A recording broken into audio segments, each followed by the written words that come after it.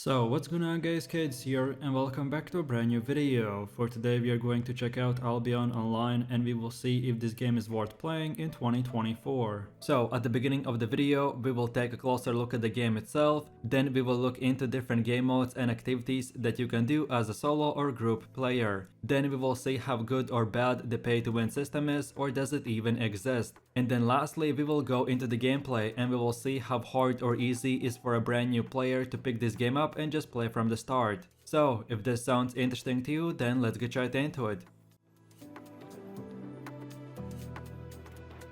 So then, first things first, Albion Online is a sandbox MMORPG set in a medieval fantasy world. In this player-driven game world, nearly every weapon and building is created by the player, and you can switch your class by changing the weapon and the different gear you use. And whether a new player focuses on PvE, PvP or large-scale guild versus guild combat, every action in this game has meaning because, as well as consequences, the combat in this game is full loot. So Albion's big open world is made of hundreds of different zones, which are located in 5 different biomes across 2 massive continents. And those 5 biomes are steppe, forest, swamp, mountain and highlands, and these biomes determine which resources and creatures you will find. In addition, each biome contains 3 of 5 major natural resources, which you can find by clicking on each zone map. So the steppe biome has hide, ore and fiber, the forest has wood, hide and stone, swamp has wood, fiber, hide and etc. And then lastly, you can collect fish in all of the 5 biomes. Then as far as the world map is, the whole world is divided into 2 continents, which is the Royal Continent and Outlands. So after you finish the tutorial, you'll be transported to the Royal Continent to start your adventure. The Royal Continent contains blue, yellow and red zones. In blue zones there is no PvP, and if you get killed by mobs, you get just downed for a minute or 2. Then yellow zones are the same thing, just PvP is enabled if players decide to flag up. But again, if you die, you just get downed. And then lastly, the red zones is full loot PvP. But again, you have to flag up, which contains its own risks. So while in red zones you will find players to fight, but the real PvP zones you will find in the black zone. And then lastly, the Royal Continent has 6 royal cities called Limhurst, Bridgewatch, Fort Sterling, Martlock, Thetford and Caerleon.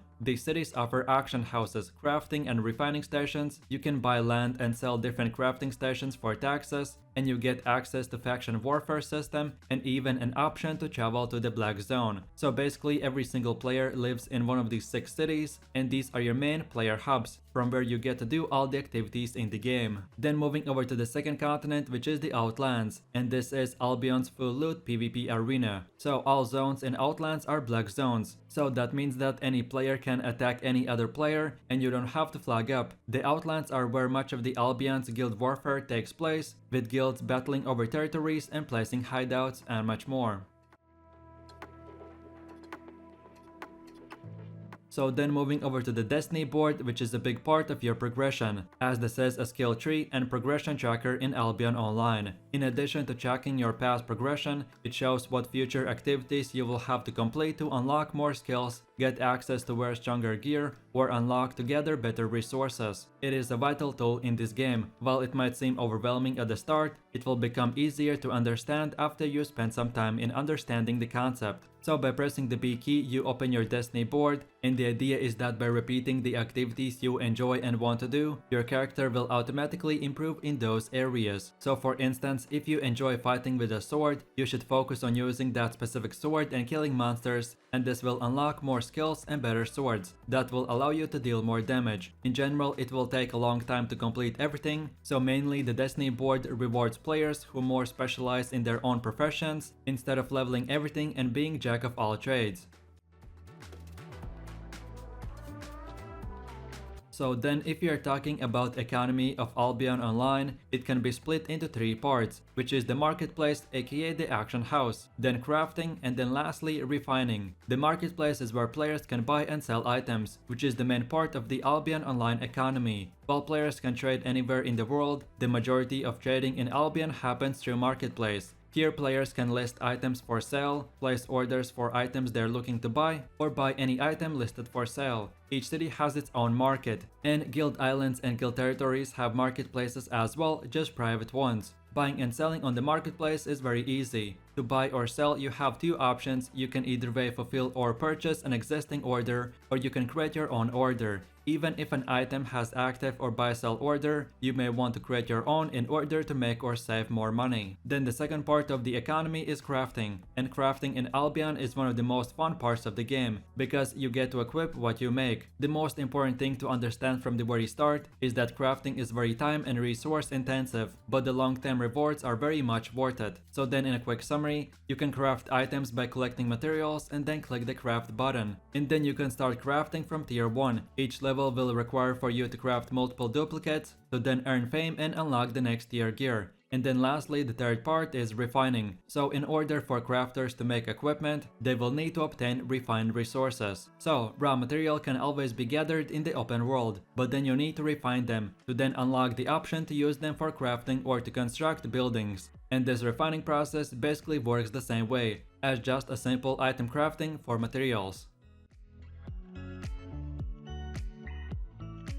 So then moving over to the PvE aspect of this game, and I personally have split this one again in 3 simple parts. The first part is monster killing, aka fame farming. So as I mentioned, to get access to better weapons and higher damage, you will want to kill monsters by using specific weapon, and killing monsters is called fame farming, which you can do in hardcore expeditions, which are located in each city. But they won't give you as good rewards because you can get killed in them, but if you use very high gear, then they can be worth to grind in the end game. Then we have 2 more places to kill monsters, which is the open world and dungeons. By just running around the map and different zones, you will find mobs to kill, so you can walk around and grind fame, or the last option is to farm dungeons. In every single zone, there are 2 types of dungeons. The big group dungeons are these blue big caves, which are meant for at least 2 to 3 players. But then across the map, you can find as well smaller dungeons, which are meant for solo players. So like in any MMO, you just simply kill monsters and get rewards in return. Then moving over to the second PvE system, which is the gathering. So gathering is the process where you run around the open world and collect different materials. And by gathering resources, you will advance and unlock not only excellent tools, but as well armor specifically designed to help you gather more resources more quickly and more safely, and it is called the gathering gear. Gatherers usually are the players who don't like to fight other players, but they just simply explore the big world of Albion and make easy silver at the same time. So these players are one of the richest ones, as they can gather materials and refine them and then craft them for powerful gear or just sell them on the marketplace. And then last but not the least, we have the third PvE part, which are the islands and food farming.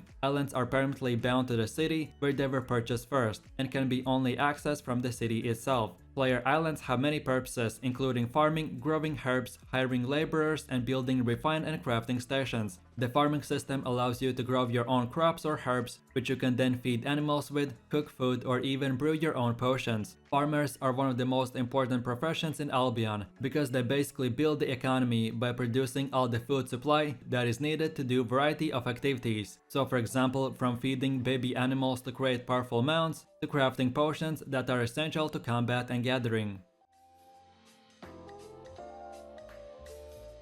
So then moving over to the PvP, which in this game is my most favorite part, and the system is split into 2 categories, which are solo and group PvP. So by group PvP I mean open world ganking, hellgates, arenas, Zerg vs Zerg, and much more. So let me quickly summarize each activity. So first of all, open world ganking is when a group of players together run around the red or black zone areas where PvP and full loot is enabled, and then there they find other players farming or gathering, and then they catch them and kill them. As Albion is full loot PvP, this is a very fun aspect, and you get rewarded by getting all the loot that the other player had in his inventory. Then Hellgates are instant PvP dungeons, which you can find in yellow, red or black zones. Hellgates are basically like a combination between PvP and PvE arena, where you can join in a 2v2 Hellgate or a 5v5. And then the concept is that you enter the zone and kill monsters, and while you're doing that, the other 5-player team joins the dungeon, so then you go to the middle and fight. This is a very fun way to make money and do PvP with your friends.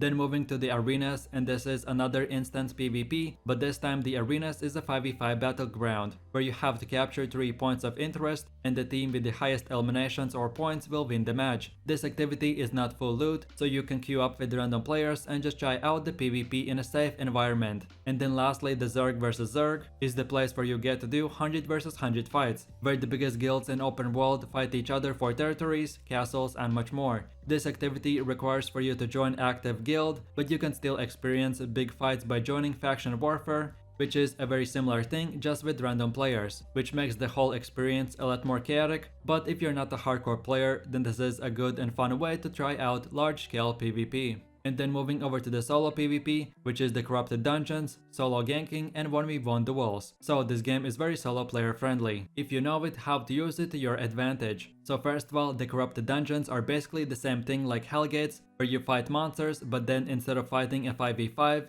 in the corrupted dungeons, you just match up against another solo player. So then you fight in the middle, and winner takes all the gear and loot from the final boss. The corrupted dungeons game mode is the most popular one in the entire game, as any player can join basically a 1v1 arena where you fight for gear, and this way as a solo player, you can still get to enjoy PvP. And then lastly we have solo ganking and 1v1 duels, which should be self-explanatory. So in solo ganking, you just run around the world looking for easy targets or new players, but you have to be careful from the bigger groups. And then the 1v1 duels are just fun way to spend some time by trying out different builds in the cities, or just to fight your friends for fun or even for silver if you challenge each other. So overall, the PvP aspect in Albion is very diverse, and this game is very group and solo player friendly.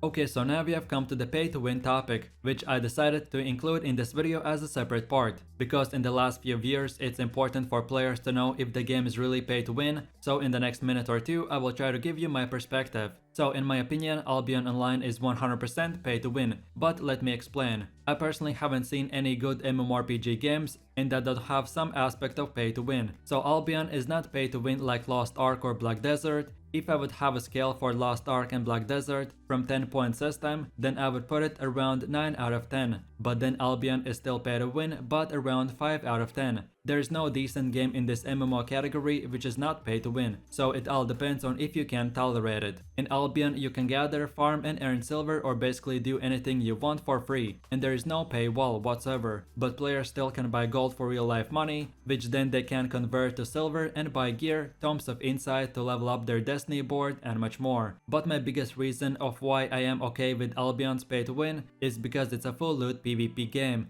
and anyone that spends money can easily lose it in open world. Then as well, there's no difference between a free to play and pay to win player, except that the pay to win player, instead of playing the game for 10 hours, he will spend $1,000. And yes, by the way, to actually pay to win in this game, it will require a lot of money and a lot of swiping. And then lastly, the new player content like Yellow Zone Hellgates or Yellow Zone 1v1 arenas all have item caps. So even if the enemy player is running very high item score in the Yellow Zone PvP, all gear is equalized. So the only way for pay to win player to use this gear is to use it in open world where it's full loot. So in a summary, Albion is by definition pay to win, but very soft if we compare it to World of Warcraft, Lost Ark, Black Desert, and much more.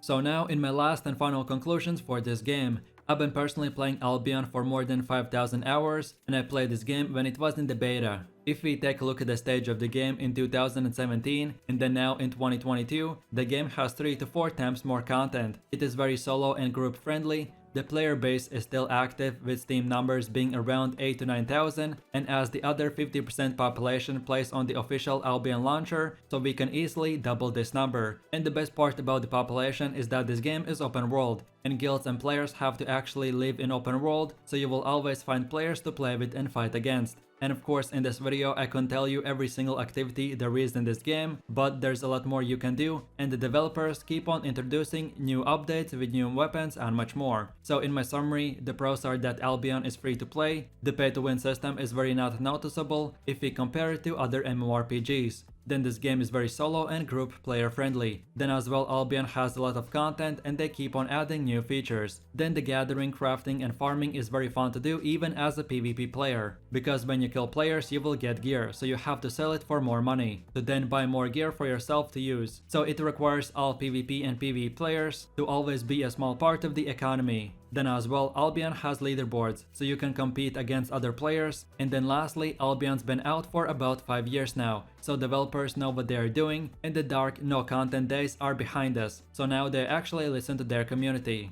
But then on the other hand, for the cons, of course I have to mention that this is still pay to win game, then Albion is full loot PvP, so not all players will like the system. But of course there is a still way to PvP while not losing anything, which we covered in the PvP part of this video. Then on top of all this, Albion graphics are not the best and may seem outdated if we compare it to New World, Black Desert, Lost Ark and etc. And then lastly, this game has been out for a while now, so most active players already have the best of the best gear, so for a new player it will take a while to get a decent level where you will have access to the most hardcore guilds and the most profitable ways to make money. But overall, Albion is free to play, so you can't lose anything by trying this game out, and it is definitely worth your time. So with that said, I really do appreciate everyone for watching guys, and I hope you enjoyed it. If you have any suggestions, feedback or other good Albion Online videos or game reviews that you would like to see in the next video, then feel free to leave your comments in the comment section down below. And while you're doing that, please click like, subscribe and enable that notification bell, so this way you could support the channel and you wouldn't miss any more amazing content from me. So with all this said, you have an amazing day and I'll catch you in my next video. So take it easy, peace.